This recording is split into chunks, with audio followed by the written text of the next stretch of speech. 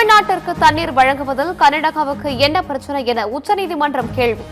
காவிரி மேலாண்மை ஆணையத்தை அணுக தமிழக அரசுக்கு உத்தரவிட்டு வழக்கு விசாரணையை ஆகஸ்ட் 31ஆம் தேதிக்கு ஒத்திவைத்தது உச்சநீதிமன்றம். தமிழ்நாட்டில் 5 தொகுதிகளுக்கு இடைத்தேர்தல் நடத்த விதிக்கப்பட்ட தடை செப்டம்பர் 8ஆம் தேதி வரை நீட்டிப்பு. இடைக்கால தடையை நீக்க கோரி தமிழக அரசின் கோரிக்கையை நிராகரித்தது உச்சநீதிமன்றம்.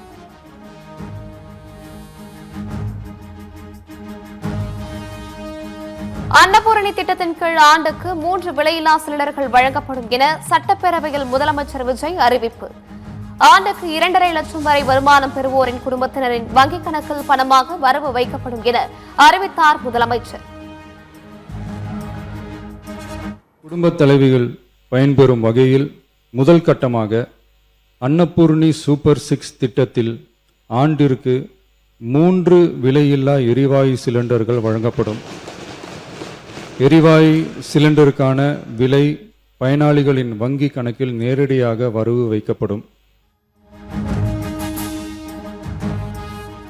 அக்டோபர் 2ஆம் தேதி முதல் வெற்றி பயணம் திட்டம் விரிவுபடுத்தப்படும் என 110 விதியின் கீழ் முக்கிய அறிவிப்பு வெளியீடு. எக்ஸ்பிரஸ், டீலக்ஸ், LSS பேருந்துகளிலும் மகளிர் இலவசமாக பயணம் மேற்கொள்ளலாம் என முதலமைச்சர் விஜய் அறிவிப்பு.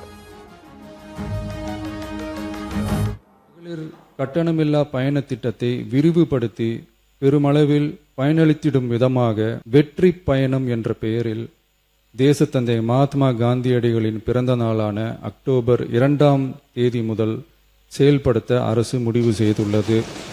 அதன்படி முதல் கட்டமாக மாநகரம், நகரங்களில் சாதாரண பேருந்துகள் மட்டுமின்றி மாநகரம், நகர் பகுதிகளில் இயங்கும் எக்ஸ்பிரஸ், LSS, டீலக்ஸ் அரசு பேருந்துகளிலும் மகளிர் கட்டணமில்லா மேற்கொள்ளலாம். பரந்தூர் விமான நிலைய திட்டம் கைவிடப்படுவதாக முதலமைச்சர் விஜய் அதிரடி அறிவிப்பு. புதிய விமான நிலையத்திற்கான மாற்றிடம் விரைவில் முடிவு செய்யப்படும் என உறுதி. ஏற்கனவே நான் உறுதி அளித்தவாறு பரந்தூரில் புதிய விமான நிலையம் அமைக்க மேற்கொண்ட நடவடிக்கைகள் இந்த அரசால் கைவிடப்படும். புதிய விமான நிலையத்திற்கான இடம் விரைவில் இறுதி செய்யப்படும். அரசியல் காரணங்களுக்காக பரந்தூர் விமான நிலைய திட்டம் கைவிடப்பட்டுள்ளதாக தங்கம் தென்னரசு குற்றச்சாட்டு. பரந்தூர் விமான நிலைய திட்டம் கைவிடப்பட்டதால் தொழில் நிறுவனங்கள் கைவிட்டு போகும் என எச்சரிக்கை. இப்போது அங்கே கைவிட்டு விட்டீர்கள் சொன்னால் அந்த நிலங்களை என்ன செய்ய போகிறீர்கள்? அங்கே இருக்கக்கூடியவர்கள் ஏற்கனவே காம்பன்சேஷன் வாங்கிவிட்டார்கள் சொன்னால் அவர்களுக்கான பதில் என்ன? சரி, இங்கே அது வரல, வேறு ஏதாவது திட்டம் வச்சுருக்கீங்களா? அப்படியானால் அந்த திட்டம் வருகிற போது அங்கே இருக்கக்கூடிய நீரியல் சூழ்நிலைகள், சூழலியல் பிரச்சனைகள் தீர்ந்து விடுமா? அங்கே இருக்கக்கூடிய விவசாயிகளுடைய பிரச்சனைகள் அது தீர்ந்து விடுமா? ஆனால் இந்த திட்டத்தின் வாயிலாக வரவேண்டிய மிகப்பெரிய தொழில் வாய்ப்புகள் இன்றைக்கு மறுக்கப்பட்டிருக்கிறது. கூட்டணி இல்லை என்றால் 10 தொகுதிகளில் கூட திமுக வென்றிருக்க முடியாது என அமைச்சர் ஆதவர்ஜுனா கடும் விமர்சனம். தைரியம் இருந்தால் அடுத்த தேர்தலில் தனித்து நின்று 50 இடங்களில் வென்று காட்டுங்கள் என திமுகவுக்கு சவால்.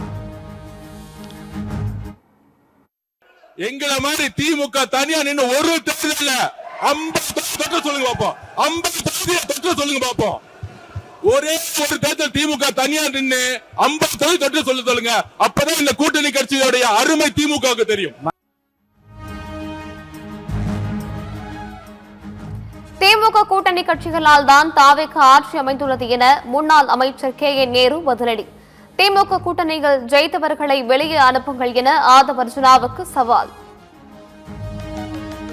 கூட்டணியில் இருந்து வெற்றி பெற்றோம் என்று அது நாங்கள் ஒத்துக்கொள்கிறோம், அதெல்லாம் ஒன்றுமில்லை. எங்களுடைய கூட்டணியிலிருந்து வெற்றி பெற்றவருடைய ஆதரவோடு தான் நீங்கள் இன்றைக்கு ஆட்சி அமைத்திருக்கிறீர்கள். அதை செஞ்சு உங்களுக்கு அவ்வளவு ரோசமா தனியா நின்னா அவரை வெளியே அனுப்பிச்சுட்டு ஆட்சி வந்தீங்க. ஏன் வெளியே, ஏன் அவர் வந்து 80ல தோத்து போய் நின்ன போது காங்கிரஸை கை கொடுத்தது திமுக இல்லைன்னா காங்கிரஸே வந்திருக்காது. கொளத்தூர் தொகுதியில் தாவேக வேட்பாளர் VS பாபு வெற்றியை எதிர்த்து திமுக தலைவர் ஸ்டாலின் வழக்கு. அனைத்து வாக்குப்பதிவு இயந்திரங்கள், VVPATகள் சரிபார்க்க வேண்டும் என மனுவில் வலியுறுத்தல்.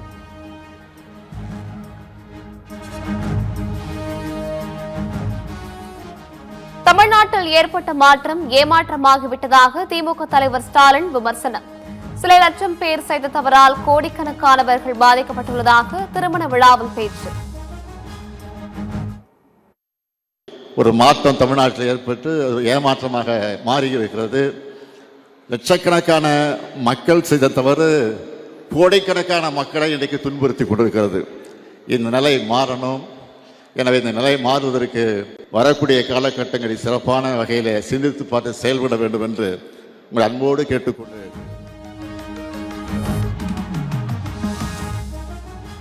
திமுக ஆட்சி காலத்தில் என்னிடமே லஞ்சம் வாங்கினார்கள் என அமைச்சர் மரிய வில்சன் பரபரப்பு குற்றச்சாட்டு. தீநகரில் உள்ள அலுவலகத்தில் வைத்து லஞ்சம் வாங்கியதாக சட்டப்பேரவையில் புகார். கேஸ் போட்டுக்கிட்டோம், இல்லை என்கொயரி போட்டு நானே வரேன், டைரெக்டாக வந்து அவரை ஃபேஸ் பண்ணலாம்.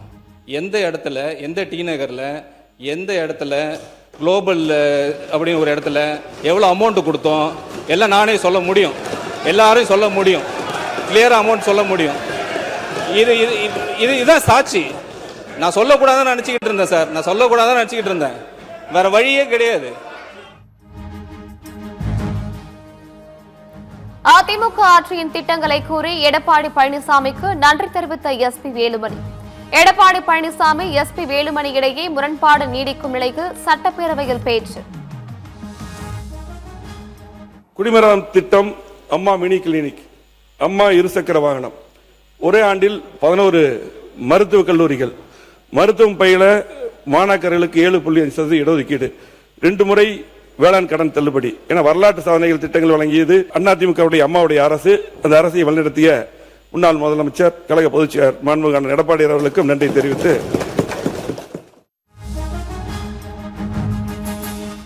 உசிலம்பட்டியில் நிலத்தடி நீர் 1100 அடி கீழே சென்றுவிட்டதால் வேலை தேடி மக்கள் வெளி மாநிலங்களுக்கு சென்றுவிட்டார்கள். தாவேக்க மட்டும் ஆட்சிக்கு வராமல் இருந்திருந்தால் இந்திய வரைபடத்தில் உசிலம்பட்டி காணாமல் போயிருக்கும் என எம்எல்ஏ விஜய் பேச்சு. இங்க இருக்க சட்டமன்ற உறுப்பினர்கள் அனைவரும் 200 அடி 300 அடியில தண்ணி இல்லைன்னு சொன்னாங்க. ஆனா 200 அடி 300 அடியில தண்ணி இல்லைனாலும் எங்க பகுதியில் 1100 அடி போட்டாலும் தண்ணியே இல்லை. இந்த மக்கள் எல்லாம் வெளி மாநிலத்தில் வேலை பார்க்கறதுக்கு ஒரு அடிப்படை வசதி, ஒரு விவசாயிகள் தண்ணி இல்லாம இருக்காங்கன்றத எங்களோட கோரிக்கை. தமிழக வெற்றி கழக அரசு இந்த தடவை வந்துருச்சு. இல்லைன்னா எங்கள் பகுதியே இந்த மேப்பிலே காணா போயிருக்கும். உசிலம்பட்டி மேப், அந்த மேப்பில் தமிழ்நாடு மேப்பிலே உசிலம்பட்டி காணா போயிருக்கும். எந்த ஒரு நலத்திட்டையும் செய்ததே இல்லை. உள்ளாட்சி தேர்தலிலும் திமுகவுடன் கூட்டணி தொடரும். தேமுதிக பொதுச் செயலாளர் பிரேமலதா விஜயகாந்த் அறிவிப்பு. மாவட்ட கழக செயலாளர்கள் கூட்டத்தில் நாங்க எடுத்த முடிவு, அந்த முடிவின்படி இன்னைக்கும் நாங்கள் தொடர்கிறோம். வருகின்ற தேர்தல்கள், அது உள்ளாட்சியாக இருக்கட்டும், இடைத்தேர்தலாக இருக்கட்டும், திமுக கூட்டணியில் தேமுதிக தொடர்கிறது.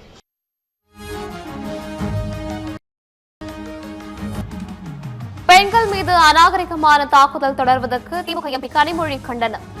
வீடியோ வைரலாகி சர்ச்சையான நிலையில் அமைச்சர் கீர்த்தனாவிற்கு ஆதரவாக கனிமொழி கருத்து.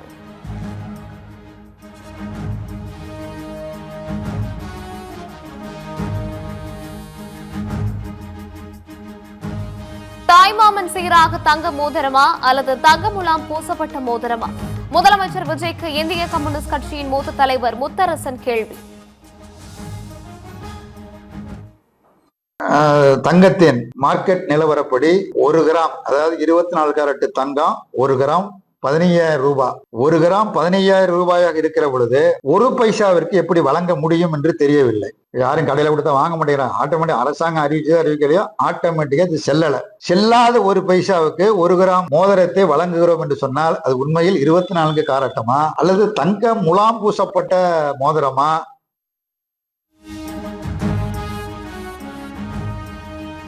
பரந்தூர் விமான நிலைய திட்டம் ரத்து என அறிவித்த முதலமைச்சர் புதிய ஏர்போர்ட் நிலத்தை தேர்வு செய்து அறிவித்திருக்க வேண்டும்.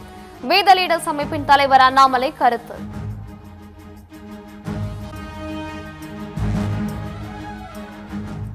மேகமலை வருஷநாடு மலை பகுதியில் சர்வே பணிகள் தீவிரம். 40 சர்வேயர்கள் கொண்ட குழு அமைத்து தேனி மாவட்ட ஆட்சியர் உத்தரவு.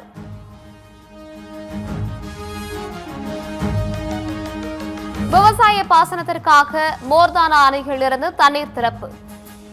கவுண்டனி ஆற்றில் வினாடிக்கு 225 கனஅடி தண்ணீரை திறந்து வைத்தார் வேலூர் மாவட்ட ஆட்சியர்.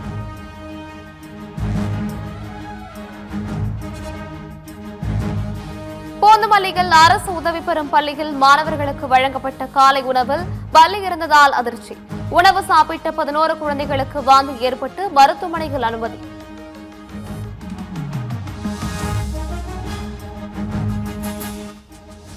தமிழ்தாய் வாழ்த்துடன் புதுச்சேரி சட்டப்பேரவை பட்ஜெட் கூட்டத்தொடர் தொடங்கியது. தேசிய ஜனநாயக கூட்டணி அரசு மீது மக்கள் நம்பிக்கை வைத்து மீண்டும் வாய்ப்பு அளித்துள்ளனர் என ஆளுநர் கைலாஷ்நாதன் பெருமிதம்.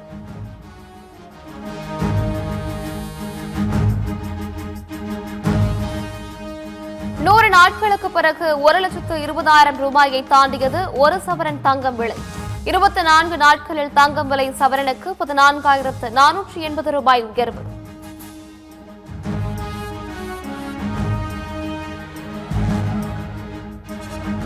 வளைகுடா நாடுகளிலிருந்து ஒரு சொட்டு எண்ணெய் கூட ஏற்றுமதி செய்ய முடியாதபடியாகவும் என ஈரான் கடும் எச்சரிக்கை. ஈரானின் வாழ்வாதாரத்தை முடக்க புதிய தடைகளை விதிக்க உள்ளதாக அமெரிக்கா அறிவித்துள்ள சூழலில் ஈரான் மிரட்டல்.